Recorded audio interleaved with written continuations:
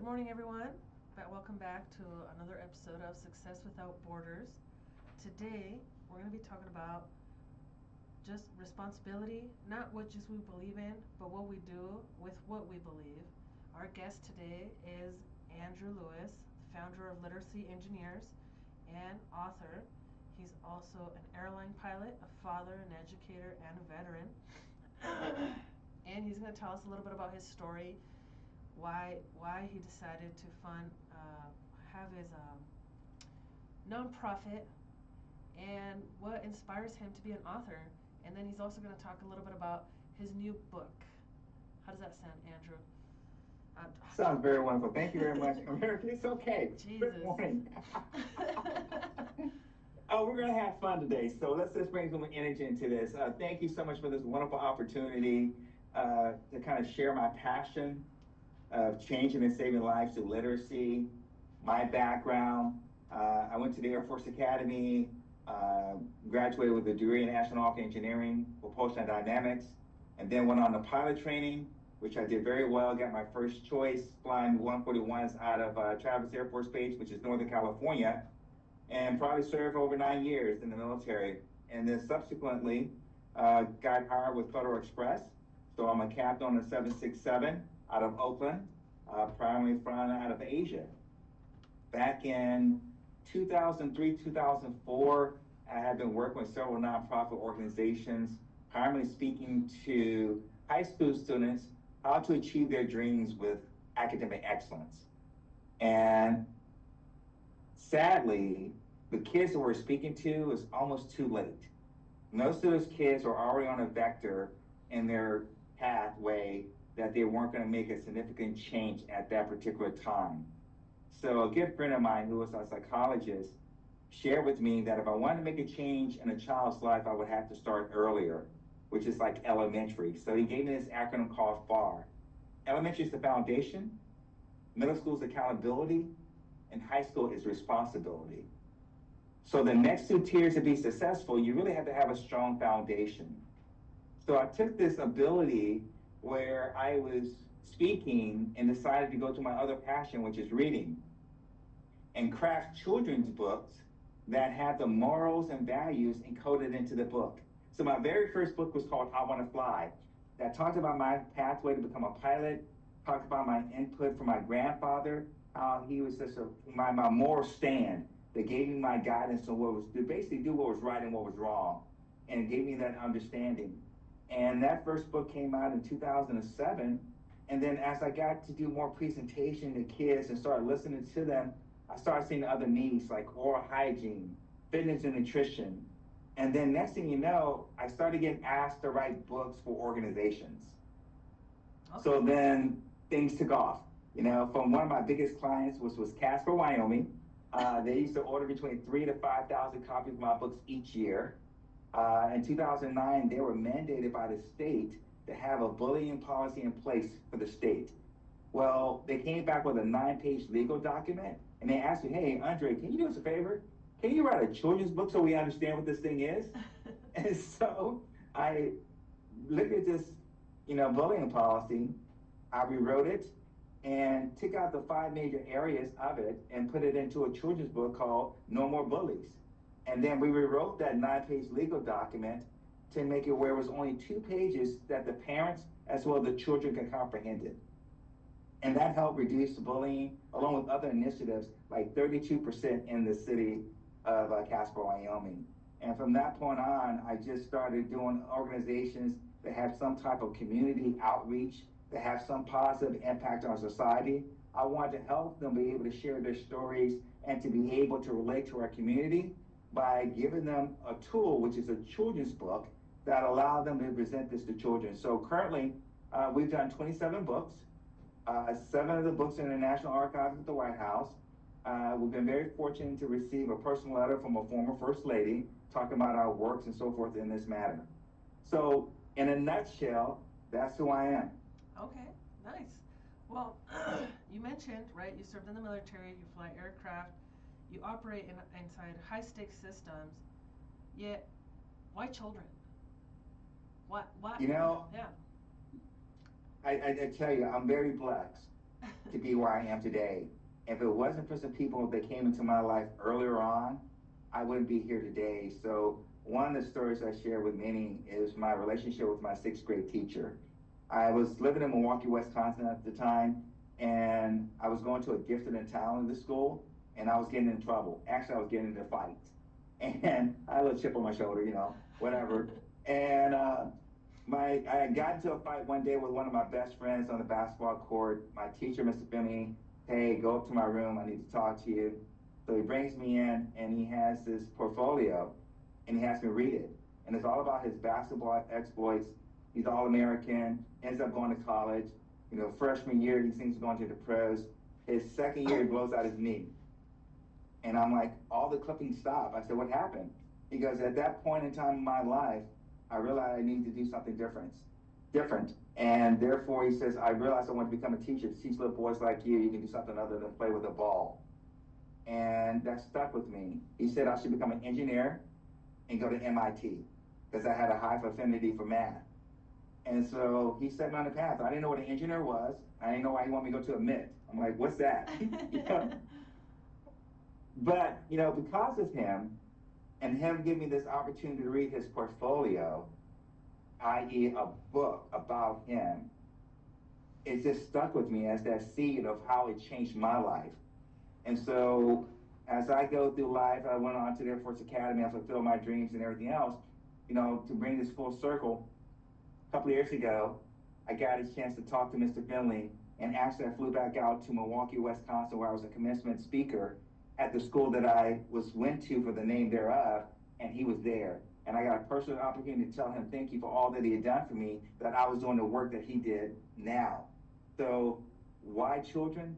That is the beginning. That's the essence of our society. That is where we set forth the dreams and aspirations of so many. And if we don't nurture that at that particular time, but we don't let our kids know they're special, that they're important, that's why we lose them. Typically, as the psychology expressed to me, after the age of 12, it takes a significant emotional event to modify one's behavior. But prior to that, you have the opportunity that plant that seed to let it germinate and grow and flourish if we just provide hope and possibilities at that time period. So most of our books are reading into a third grade reading level, which allows our students the opportunity not only to understand the book, but also become our advocates to share these resources with their parents or guardians at their home. Okay. Because our books are not just, cookie cutter kind of books.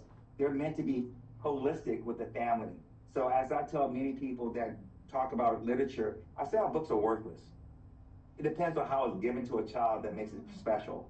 And that's what makes our books so special, because our books are not on Amazon. The only way you get our books is they're given to you. So we work with organizations and entities that allow us to distribute our books freely to our students, or like, for example, after school programs that are grant funded, organizations like Boys and Girls Clubs, and in other ways we've done it, like our book that we do for law enforcement.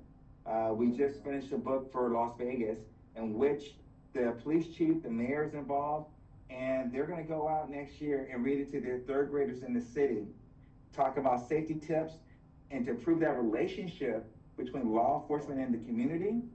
And then at the end of the day, each officer signs their name and badge number in the book and tells the kids, if you ever get stopped by another officer, tell me you're one of my kids. Wow.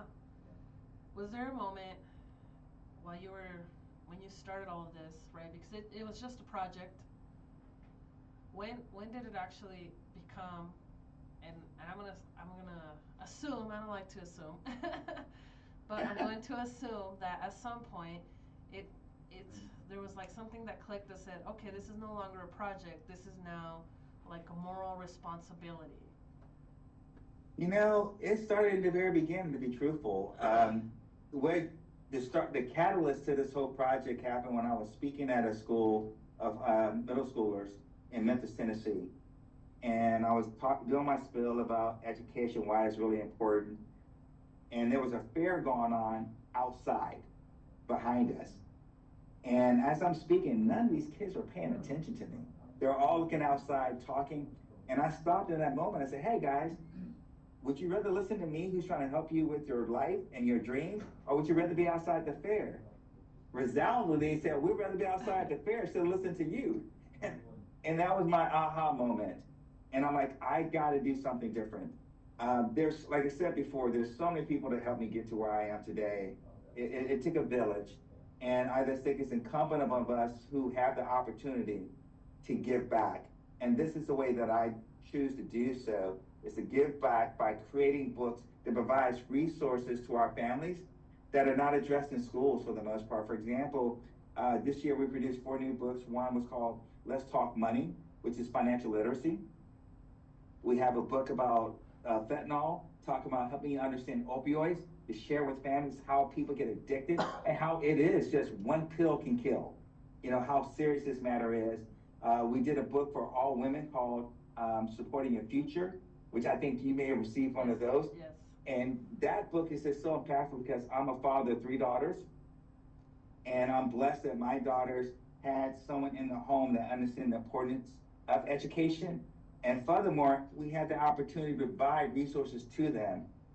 I just wanted to create something to help other young ladies and girls out there, to let them know how special they are and that their dreams are important. And then our most recent book is called America the Beautiful. And it's by far, of all the books that I've created, the most amazing illustration book I've ever done of the 27. It is something that has layers to it, that really talks about inspiring our youth to volunteer in their community. Along with that, teaching the history of America and giving us a true sense of what the patriotism should be in our country. Okay. Well, you read about a lot, like you said, sit with America the Beautiful. I've kind of looked into what it's gonna be about. And it's a lot about civic responsibility, right? The same as, like you read about health and bullying and hygiene and service. Why does civics belong in these categories? To me, it was a moment to use my talent to help. For example, what brought about this book was a COO in a city of Mississippi had saw my book called, which one was it? It was our police book, Making It Better. And one of the scenes in that book dealt with kids picking up litter out of a park. And their governor's wife was one of their primary emphasis was keeping their state beautiful. So they asked me to fly down to meet with some of their stakeholders about America 250. So for next year, 2026, is the 250th birthday of America. And it's a lot of celebrations going on. And so when they were sharing about maybe modifying my book to meet this, I said, no, why don't I just create a brand new book that talks about how we as individuals, especially our youth, can go in and volunteer to beautify their community, i.e. picking up litter, recycling, clean water, restoration of public places, removing graffiti, you know, just to name a few. And then I thought it was really important to understand our history. There's so many other different narratives out there, and I wanted to give an apolitical viewpoint. And what was unique about it, they said I had to do it in 18 pages, and we did it. So I tell the history of America in 18 pages, and one of the crown jewels is that I create my own customized bronze statues to tell the story. Okay, okay. What do you think? What do you think happens to a society when people never learn how their choices affect others? You know, I'll give you my perspective, is that when I choose to work with people, I try to treat people the way I want to be treated. And I believe in our society, we've gotten so caught up with the me mentality. What's in it for me?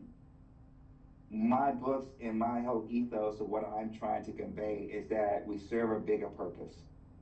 We really truly need to look out for those that have not. As I tell some of my friends, just because you have become wealthy and have succeeded, don't discount those that are still in the struggle. For those who have made it, it is our responsibility to try to put down the ladder to allow others to climb up to our quote unquote success. And, you know, and I just believe that I'm blessed in that way, that the Lord has given me so many things in my life that why should I try to hold it all to myself when there's others that I could help? Okay, okay. What do you think? Like you just talked about this, right? That bridge. How do you bridge that connection for those people that have met success? Because success means different things for different people, right? So, to your definition of success, how do you build that bridge for others to not even just get to what you success means to you, but to even understand what that success means to you? How do you build that bridge? How do you make that connection? It's funny you say that because I actually see myself as a hub of a wheel. My job that I see with my organization is that I connect the spokes to the outer rings. So I like to bring people in, so those that have success, like some of my contemporaries that have done extremely well financially. I said, but I need your time. I need you to be that role model. Need you to be that mentor to go show these youth that these things are possible, that these things are available. And then on the flip side, for those families that are having challenges, that are socioeconomically challenged or whatever it may be, we need to go back and provide them resources because most of the times, most of them just don't know what's available to them. So I try to bridge those gaps together to say, hey, why don't we try to give information to this group here? Because if we gave them the information and we give them the pathway, they too can succeed. And as you pointed out, it's not just about money. I tell kids all the time, success is not about how much money it is. It's about finding something that you love, that you have a passion for, that actually fuels your soul, to give you a worth about what you want to do, gives you, like I said, a passion. Okay, okay. You mentioned, I went and stalked you, Andre. You said something about let our reality imitate art. What does that mean? Yeah. So the uniqueness about my work, what I chose to do is instead of telling people what to do, I illustrate through our books on actions they should take.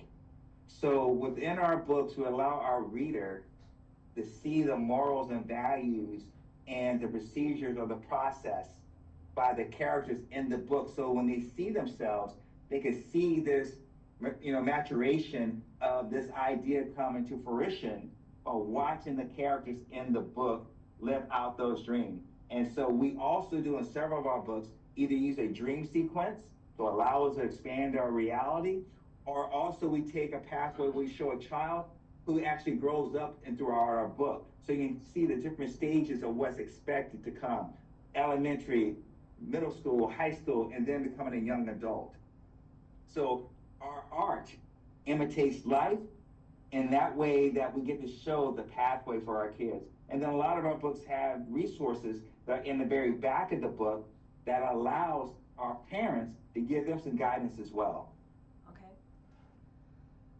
What would need to change, I want to say, in society for a lot of the teachings that you're putting out there, for them to become normal and not just aspirations, right? Because what I see is we can provide a lot of information, and just like you with your middle school teacher, right? You had a choice whether to listen to what he was giving to you or just be like, and move on and continue to doing what you're doing, right? So, what do you think would need to change in order for these children that are reading your books to actually take action? That's a very difficult question because it's multifaceted. What I've come to see is no silver bullet in this process that we live, that we can do one thing that's going to make a difference. Even with our books, I tell people all the time, I don't have all the, surveys and the assessments.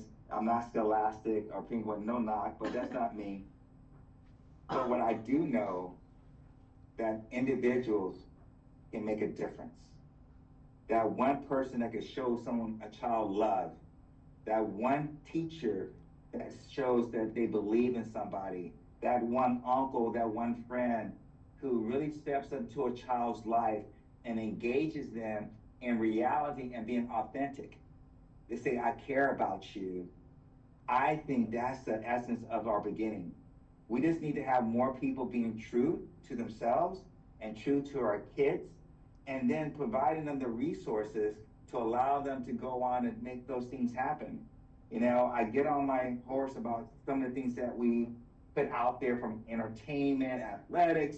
We have a lot of things that are flooded from social media, the television, all these things are bombarding our kids that we didn't have, or at least I didn't have when I was growing up. We got to go through the noise and get down to the bare essence of the individual and to the child, to have that one-on-one connection to someone to let them know they're special. Because one of my heartfelt things that I get sometimes, I had it happen a couple of years ago. I was at a football game in a high school, and this young lady who had received my very first book, I Want to Fly, she had just graduated from college, and she had brought her young man friend with her up, and she says, "Hey, that's the guy that wrote the book I Want to Fly that I was telling you about." For someone to still have that book and have that impact, you may never see the results, but I know I'm making an impact. Right. It's funny. I also have a middle school story, right, where a teacher impacted me, and she also is she went to she I'm like, I can't speak today. No worries, it's all good. I'm a little sick, as you guys all can hear. She's also part of the Air Force. She was also part of the Air Force. So I'm a big shout out to Nicole David, big inspiration in my life, right? So I agree with you, right? Sometimes we make impact and we don't even realize it. And it's just that one conversation, that one hug, right? That Oh, oh, here's one for you. I was up in Casper, Wyoming several years ago, and I was doing a presentation, and I could see at the corner of my eye there was a parent there. You know how those parents give you that look like I need to talk to you? So I got the eye look. I'm like, okay, I feel it. So after I get done, I introduce myself and say, "Hey, how you doing?" She's like, "Hey, I need to talk to you. I just want to say thank you." I'm like, "Okay, what did I do?" And she says, "Last year when you were out here, my daughter's in second grade, and you gave her this book, and she had a deformed right arm, and you took off your suit jacket, you rolled up your sleeve, and you showed her your third-degree burn on your right arm, which is here. And you told my daughter that you and her were the same, and that if you're able to make your dreams come true, so could she." And so we took a picture together. Her mother took that picture, and her daughter, they blew it up and put it on her bedroom wall. And then around the picture, they put all her dreams that she wanted to accomplish. And she said, whenever she has a bad day, she comes back home and looks at her dream wall to let her know that everything is possible. That right there is enough for me. That is beautiful. Thank you for sharing that. Yeah. You talk about, again, being in the military, right? You use words like patriotism and purpose. Words that mean different things to different people, right? How do you Sure. how do you define that? How do you define patriotism in a way that includes accountability? Oh, that's interesting. Well, given my background, so there's another layer to me. My dad was military as well. Okay. He was a master sergeant enlisted for 25 and a half years. So I got a chance to travel around with him, throughout the country and so forth. And then me going to the Air Force Academy and being instilled to being an officer, we have this creed, and it's part of our ethos of who we are. I just have a pride that I know the sacrifices of the people that came before me to allow me to have the privileges that I have today. Yes. We live in a non-perfect place. However, it doesn't take away from us trying to be better.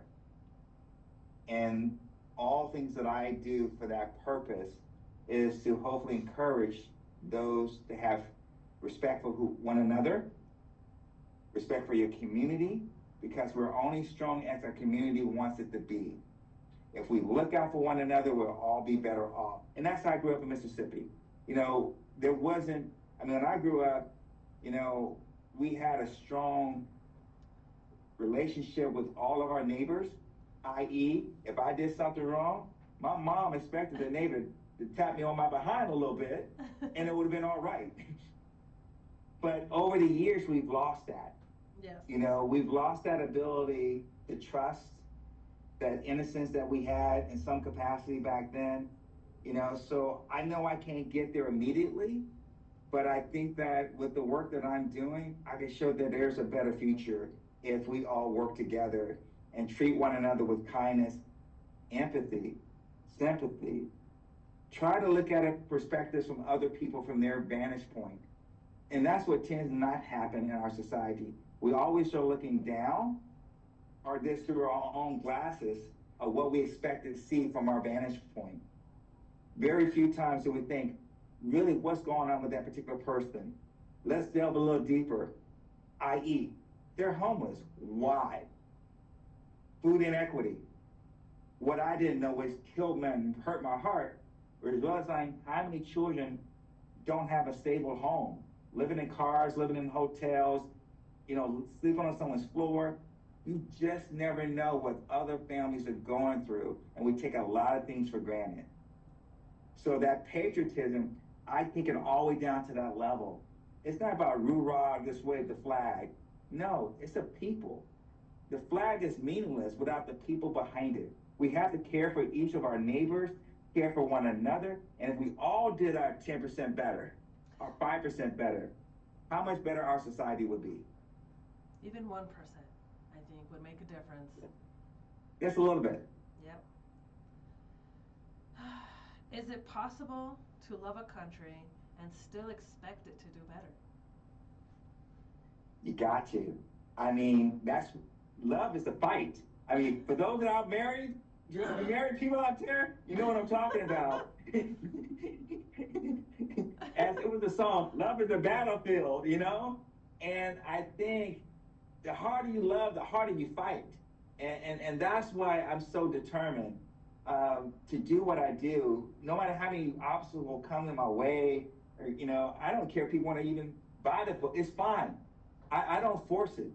I just realize that this is something that I need to do for me, that this has been my goal, that my directive, that I know I'm making a difference and I'm going to do it. And it's tough. It's not easy. I mean, I'm sure on your radio talk show, you have other businesses that come on, the CEOs and everything else. Business is tough to do, especially when you have a product that many people don't know they think they need, but they actually need it, but they don't want to get it because it's not flashy. You know, it's the hard work that goes into it. Yes. Story of my life. Story of my life. Um, you said something right now that I want to reiterate is we take things for granted when you talked about patriotism and how we don't come into community and kind of going back to loving our country. I do see based off my perspective, and maybe you could add to this on what you see, is that we have forgotten to love where we live, right? We take it for granted. We take for granted the security, the safety, the opportunities that this country provides for us, and we're just always looking at the negative, right? The news, the media is always pushing all these negative things because fear makes money, unfortunately. Oh, America. So my perspective is, so as I mentioned on my podcast, so one of my claim to fame that I've been very fortunate is that I've landed an airplane on every continent. So I've had the opportunity and the luxury and the privilege to fly around this world and be in so many different places. And I'm telling you without a shadow of a doubt, America is one of the most blessed countries out there. You know, when you go to some of these countries where you see they're living in a one room, you know, with sometimes generational families, or you see the tent tops, or you see a house that's on a waterway where that's the dishes, that's the bathroom, that's everything for them. And some of our worst places in our country are like luxury places for others. And it's all about perspectives. Yeah. You know, and the reason why many people think this way, I believe, in the US is because money have not traveled outside of their typically 10 square blocks of their own home to know what's even out there. And so by having that perspective, I've been able to share with others, like, no, you're truly blessed. We have a wonderful thing, and I'm not going to throw it out. I'm not going to give up on it. This is my fight. This is something that my parents and my forefathers and everyone else that came before me, they fought to be here in the way that they are, and it's my responsibility, my due diligence to go out and do the same. I feel like we just became the entitled brats. Yes, you take it for granted. I Yes. mean, I had a conversation with a gentleman I was just flying with, and he was complaining about some things at the job, and I had to remind him, if you watch the news, a couple of weeks ago we had an airplane from UPS, uh, MD-11, that had the engine fall off, and several people lost their lives. And I said, as this gentleman is talking about working too much or working to this, and I said, but you get to go home and enjoy the holidays with your family. There's at least, I know for sure, 3 families that this holiday is going to be totally different for them. So I live every day to the fullest. I take nothing for granted, and I think I wake up every moment with a purpose. What can I do positive today? So just like you mentioned about the news, I can care less because most of it's bad news. You know, it's just it's a negative feeling that they want to portray, and I think truly there's so much more good going out. It just doesn't get the recognition that it does. So I thank you for this opportunity that you allow me to share this positive work that we're doing out here. I'm not a unicorn. There's thousands and thousands of people that are doing good work. We just don't get the megaphone. We just don't get the attention than the other stores that get it. We don't go viral on TikTok. We're talking about, I love this book. It was reading all girls should have got into that. We don't get that. Well, send me all those thousands of people. Let's give them the megaphone. Let's start making the noise for the positive, right? Let's start giving Yes. people hope, and let's start helping people get back some of that patriotism, right? That love for the country, because, like you said, back our people before us paved the way for us. They literally died for us to have what we have, and we take it for granted. So let's So true. let's teach people how to love our country again and unify Yep. again. You've dedicated books, funding, and personal resources to supporting women and girls, from breast cancer awareness to leadership programs to young girls who were told they couldn't do it. And I know you mentioned your daughters, but above and beyond your daughters, because I know it goes more than that. Why was this so important for you? There's twofold. One is that, like many, my mother and father, had a divorce, and I saw what my mother went through and the struggles that she had to go through. And I knew when I grew up, if I was so fortunate to have daughters, I wanted to make sure that their self-esteem was high, that I supported their initiatives. And my daughters, my small share is that my oldest is in med school, first semester. I have one who graduated anthropology, and my youngest in her second year of law school. And I share that because they were fortunate to have a father who understood education and provided love. But at the same token, there's so many other young girls out there that don't have that support, that don't have someone letting them know how beautiful they are, inside and out. you know, and I just think that this organization who asked me to write this book called Supporting Your Future, the organization was an all women's organization, like 70,000 members. And I felt humbled that they would come to me as a man to write their book for them. And I did it, and they didn't have to pay me to do it. I just did it for my time. I said they ordered a couple hundred books, but the whole project I sponsored and I funded by myself because I knew how important it was. And just recently, we just had a national organization called Delta Sigma Theta Women Sorority. We went to a charter school with about 20, 25 young ladies, fifth grade, and these three ladies did a presentation to that group of girls. And what was so inspiring to me, it was watching the interactions of the young ladies when they were done, all clamoring to try to get these young ladies to sign their book. And that was just, I love that, you know? And my hope with the work that I did with this book is to get other women out there that want to make an impact in their communities with other young ladies to use this book as a tool, as a platform. You know, I'm not trying to push a sale. I'm trying to make this not transactional, but transformational. I want to get more positive women out in front of our young girls so they know how special they are. Well, Andre, I wanted to share with you real quick. Right now, did you know you're being heard worldwide? And right now, we're almost at 5,600 people. I'm gonna take a picture Oh, of this wow. for you, so you can share this with you. That's amazing. And, and it's funny you say that because the Supporting Your Future book Yeah. is an international book, as you know. Yeah. All the different characters across the globe. Yeah. Well, you brought something up. We talked about your daughters. How has fatherhood shaped how you write? It's funny you say that too. Uh, uh, when I first started, you know, I love writing. I always have. May not have been my best subject, but I've always enjoyed doing it. As my daughters got older, I started to look at some of the things they were watching, and I was trying to tweak some of these things inside of it. We did a book. I did a book for my daughters called A Daddy's Dream. Okay. So I created a customized um, oil painting book. It's all original oils that I had done on consignment for money, and it was like a love letter to my daughters, and to show them the pathway to success. And what's even more interesting, I put this scene in the book where I put all these when my daughters are graduating. I have a scene where I put all their degrees on the wall. Yeah. I actually made that happen in my house. So I forecasted what they were going to do, and I have them being doctors, lawyers. They're all in the book. And so that's the power of a book.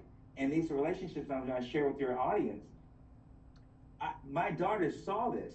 They saw this work that I was doing. So one of the things I'm going to share is this. One of my mentors told me, he says, Andre, you don't have to tell your children what to do. Show them through your actions how to do. So I didn't have to talk about work ethic with my daughters. They always saw their father working hard. Yes. My books were my letters to them, showing this is what I need you to see and do. So I didn't have to beat them over the head and say, you will do this, this, or this, when they were able to see my work to speak for themselves. That's beautiful. What do you want? And let's go above and beyond your daughters, right? Because at some point you're writing. I'm gonna assume here. It kind of going back to the first question that I asked you about white children. It kind of goes, and I want to say I share an emphasis for children too, right? Because like I'm a protector of the innocent. Mm-hmm, mm-hmm, and mm-hmm. and it goes back to that, right? Of what do you want all the children that read your books to understand about power and how to use it? You know, don't let anyone take your power. Realize the power is within. You know, so many times we think people do things to us. It's just our acceptance of what they do that we let us, you know, infiltrate who we are. No one can do anything that you don't want them to do. At least not physically. As long as they're not physically touching you, the mental game, no, they can say all they want to. You got to believe in yourself. And I tell every child that I speak to, I believe in your dream, and more importantly, you need to believe in your dream. You need to believe. Don't let everyone else give you a cosigner that you have to do this or do that. No, you set the standard. Your body is your body. No one can touch it. No one can do anything to it. You control that. And then your mind is right there with it. You allow what comes in and what you let to stay in, as the kids say, rent up space in your head, you know? No, don't give them the space. Evict them. Let them go. Kick the bad habits. Roll out. Like my family knows around my house, I'm called Mr. Positive. Don't bring me no negative. I don't need it. I just deal with the positive. And the thing is, things are not good or bad. They're just things. It's your perception, how you look at those things, that make it good or bad. That is true. Someone can say, oh, I lost my job. That's a bad thing. Well, no, maybe it's an opportunity for you to do something different. It's all about perspective. Look at you, America. Look what you've done. Look at you. Look what you're doing right now on this radio station. This was not the path that you could have probably forecasted 20 years ago. No. No. No. I didn't even think I was going to be doing this. It wasn't even a dream. And here you are having an impact globally with your voice and the people that you bring on. That impact, you know, it still was within you. And if you had to listen to all the doubters, all the haters, you wouldn't be doing this right now. That is truth. I don't let no one hold up rent. I evict people quickly. You talk about a lot in your literature about law, justice, and civic systems.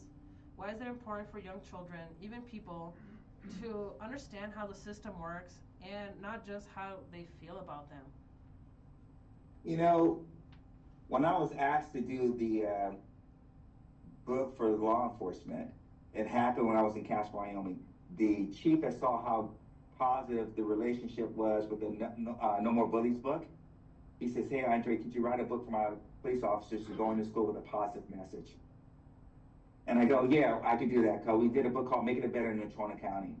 And the whole purpose for that was to improve that relationship between law enforcement and the community.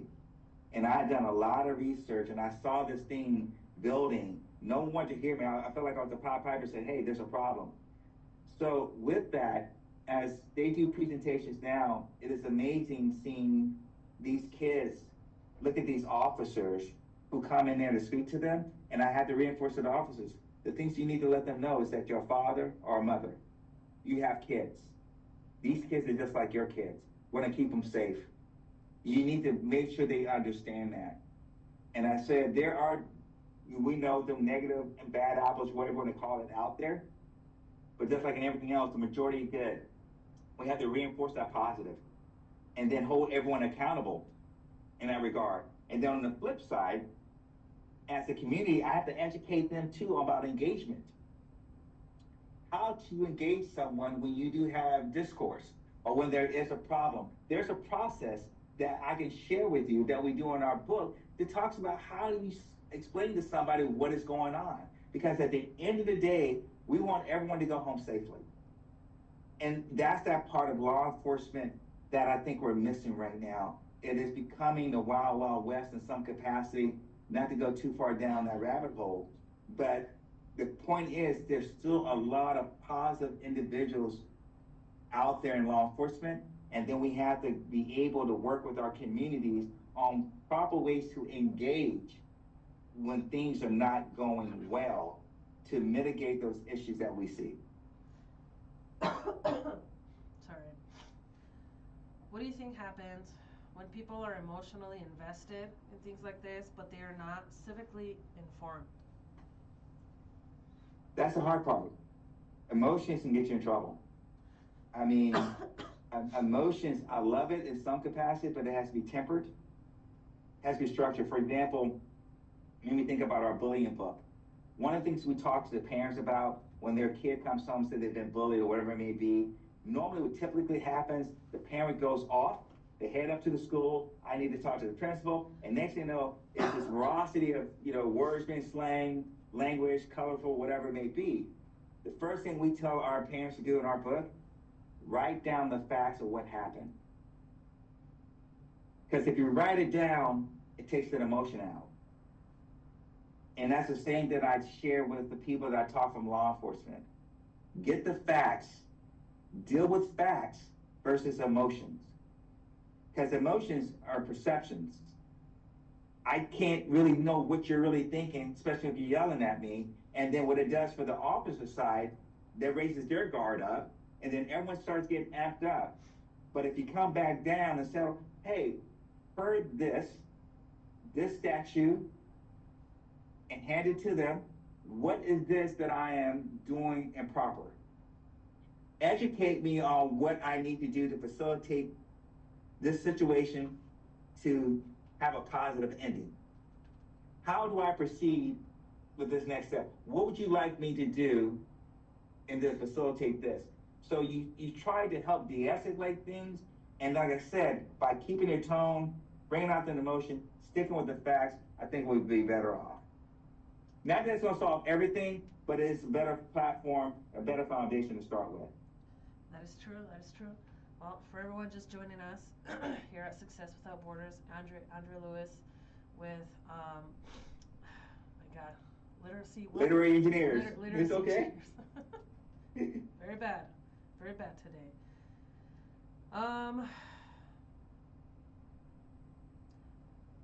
Why? Why choose story instead of policy? Like with, So then? why do you choose stories? Why stories? Right? You could have Oh, gone I don't know, into politics and to all these other things. Why stories? okay. So I will share this with you. When I was a senior at the Air Force Academy in college, um, I got into summer school every year, every summer, so I got ahead. So I only had 3 classes to take my last semester. And the school's like, no, you need to take another class because we're not going to have you walk around doing nothing. So I decided to take a class in science fiction because I thought it would be an easy class. It was the toughest class I ever took in my life. We almost read a novel a month. I mean, a week. A novel a week was what we read. And then we hosted this event called the Nexus Conference, which we had Nebula and Hugo winners of science fiction come to the Air Force Academy. And the 4 students, keyword I'm saying 4 students with 2 teachers, 4 students with 2 teachers, these 4 students, and I was one of the 4, we had to create a 20-minute talking paper to present to the audience of those authors. Okay. During that semester, by reading so many amazing books, I saw the power in science fiction to predict the future. So my paper that I wrote for 20 minutes, so this goes back to your earlier statement, it was women in science fiction, past, present, and future, with my concept of saying how we write about women or who women will become. So if you want a strong woman to be in our society, you have to show women being strong in our literature. And that's the power of it. If you want something demure, submissive, then you write that. And that's why I see the power of entertainment, movies, and everything is subtle, but it's so powerful that many people take it for granted. So when I created my books, I wanted to make sure my characters, I ensured, had a strong representation of our community, represented the values that we wanted our characters to go forth with, so that our children can see themselves in that liking. So that's where storytelling gives me the opportunity to go outside the bonds, the restraints of normalcy, and give me the chance to make my stories to go beyond into the dreamscapes, into the future. You know, it's funny that, right, we're talking about stories and books, right? But if people really paid attention to the news and to everything, it's all storytelling. All of it is. Yes, it's someone's sharing their narrative and their perspective. And as you notice with the news, you can get the same story. It can be told totally differently by 2 different entities. And you go, how did they get that way between those 2? And for me, I try to go through the middle to bring out the positive that we see in everybody. I agree. Well, going back to children, and I think I see this a lot even with my own children. I'm sure you've seen this too, where many adults believe that children can't handle complex truths. What have you learned I, that proves I, otherwise? whew, that's a tough one. I think that there's some things I still think there's age appropriateness for some subject matters. Um, I believe that sadly, a lot of our children have had to grow up too early with some of the hardships and things that they've had to face that a lot of children should have never had to be dealt with. I think that we have access, our children have access to so heavily detailed information that I don't think is conducive to their learning ability. And when we try to say they need to know these complex and hard truths, I still believe in fantasies as well. Because I think about me being a kid and being able to dream. My dreams became a reality. I'm glad there was no dark truths out there talking about the statistics of what I could and could not do. So I'm still the dreamer that I continue to do with our books. I still have the possibility that anything is possible if given the opportunity to make it happen. I think when it comes to these personal relationships, I would say, suggestion wise, that parents or guardians need to temper what they expose their kids to. Some things are good, some things are maybe not. But again, it's the parents that have to make that decision. What truths do you think children accept more easily than adults? Hmm. What truths do kids accept more easily than adults? I'll give you one. I'll give you an example. I feel like kind of going back to what you just said, right? It's easier for kids to believe still to dream, right? Up until that 11, 12 age where then they kind of Mm-hmm. get locked in. They're still dreaming, they're still doing these things. So it's easier for them to accept that their dreams are going to come true versus adults where you tell them, oh, your dreams are going to come true, you Yeah. got to do it. Yeah. I think, to me, I think authenticity, authentic. Kids are really good at that in the beginning. They know when you're being real and when you're not. They know when you're trying to fool them and you're not being sincere. And I think that for me, sometimes out of the mouth of babes comes the truth. And I think that's what I think is probably one of those attributes that I'm looking at for kids. They're able to say, hey, a lot of the things that are negative, they've had to been taught that because their nature is not that way. If you see kids playing with other kids, they don't see those things. They're just, that's my friend. Someone had to teach them those negative behaviors and those negative outcomes for again to get to start thinking that way.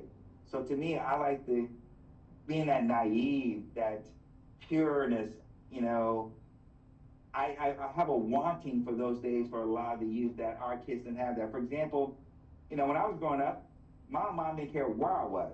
I didn't have a cell phone. I was out till all night until the light came on, and you had to be home for dinner. And it was a freedom that we had to explore and do what we wanted to. Now you can't go outside your front yard down the block to the park without someone having an Apple tracker on you, live 360 on your phone, a bracelet, and just hovering everywhere you go. And that's unfortunate that our kids have to live up in a society like that now in a lot of parts of our country. Well, something, this just came to my mind, something you just said about it's parents' responsibilities as to how our kids grow up, right? But continue going back to what you said that there's so much information and they get exposed to a lot of things. A lot of parents don't realize that the behavioral issues that come from the children isn't even learned from what they see in the household, right? It's learned on the movies that they watch, the exposure, the content that they're watching. Sometimes you're like, I don't even know why my kid is acting out and yelling and screaming at me, but yet they're seeing this elsewhere and they don't find the roots.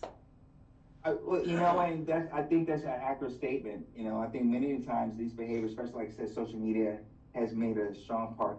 Cartoons and the negative, some of the things that cartoons did. Oh gosh, I'm like, is that a cartoon for kids? That's an adult cartoon, and that's even maybe more advanced for me to be watching. To be honest with you, but nonetheless, I think you're right, America. It was where a lot of these behaviors and exposures, these kids are getting them from everything. And I don't have the right answer for that, except that parents need to have their due diligence. But I get it. Sometimes it's just easier to throw an iPad or a device in front of a kid and say, be quiet. I mean, you got toddlers now that don't even know how to speak, that know how to operate an iPhone or a tablet. The little babies are doing this and everything else. And I was on this study within our city. We had saw our reading rates drop successfully over years. And right before COVID hit, we realized that we're, like in the 59 percentiles, whatever. But if you broke it down by social economics, it's like 25 percentiles were passing the third grade reading scores, whatever. And it was brought to my attention, it wasn't just about reading, it's about communication. Mm-hmm. So to your listeners out there, here's a little tidbit. I learned this. They said, for example, I call it the grocery store analogy. Little Johnny goes in the grocery store with his mom. Little Johnny touches the apple. Mom says, "Stop, put that down." There's no more learning going on. It's a negative reinforcement. Now let's say, little Kimberly goes into the grocery store with her father. She touches the apple, and instead of saying, "Don't touch it," he goes, "Why do you prefer that apple? Is it soft? Is it hard? Is it tart? Is it sweet? What's the color?" Now we have engagement. While they go through the grocery store, look, Kimberly's looking at the things. He's having to read the labels. Why do we use this? What's the color on there? What's the softer? You know, what's the spatula? And that part of that conversation, they said it's like a 10 million word gap of word usage between those kids that are highly successful and those kids that are below the reading level. And it's just because of lack of communication. So to your readers, have full-on communication with your youth, your kids. Stop using the Google Gaga these one-word acronyms. No, stop, don't. Start to engage. Explorative communication. Love it. And I agree. Considering I have two little ones that always are seeing me, or they're like, "I want to learn how to read, mommy." It's like, we're reading. um, Final question, and this is going back to the book that you're America the Beautiful. If a child reads America the Beautiful, they receive it as a gift or hears about the story, and then later becomes a leader, a voter, a parent, or a protector, how do you hope they feel responsible for? What do you hope that they feel responsible for after reading this book, or that impact? The ultimate goal of America the Beautiful is realize that it's their country too. That they have a part of making it beautiful. They have a part to improve their community. They have a part into making someone else's life easier for them to succeed. They have a part in making sure our society has ways to help the less fortunate. They have a part of the future of the country and where it goes. So when they read this book, and I hope they hold on to it as that tangible object to remember the messaging, that I am America. I am America the Beautiful. I am. This is Pun intended. Yes, but that's what I'm saying. I am America. You know, all of us are America. We are that fabric that was woven together, that melting pot that brings all the different shades in all the different religions, all these things, commensurate into this one beautiful thing of this experiment called America. And if you care for it, you'll fight for it. You'll love it. You'll challenge yourself to do what you can to make sure no one else, inside or out, comes in to destroy what we built. I love it. And I do, that is one of my dreams, right? Is that I wish that in my lifetime I can see this country united as a community, as a whole, where people get back to loving where they live, and instead of all this hate that's going around right now. Yeah. Well, like I said, there's a lot more positivity out there. We just got to give them the microphone. Well, come on over. Let's share the love. Let's share the positivity. There's a lot of us out there. Andre, thank you. Thank you so much. No, thank you for the opportunity for me to share my passion, what I love on your platform. And, I don't, again, they can look me up on literaryengineers.com. I'm on LinkedIn for the most part. Don't do a lot of marketing, but any organization or any quote unquote entity or individual that would like to work with me, reach out. And I'll love to be able to share some of our works in your communities. Perfect. Well, thank you once again. Your work reminds us that bridges are not just, talking. You can do it with art, with literature. It's not one way is the right way.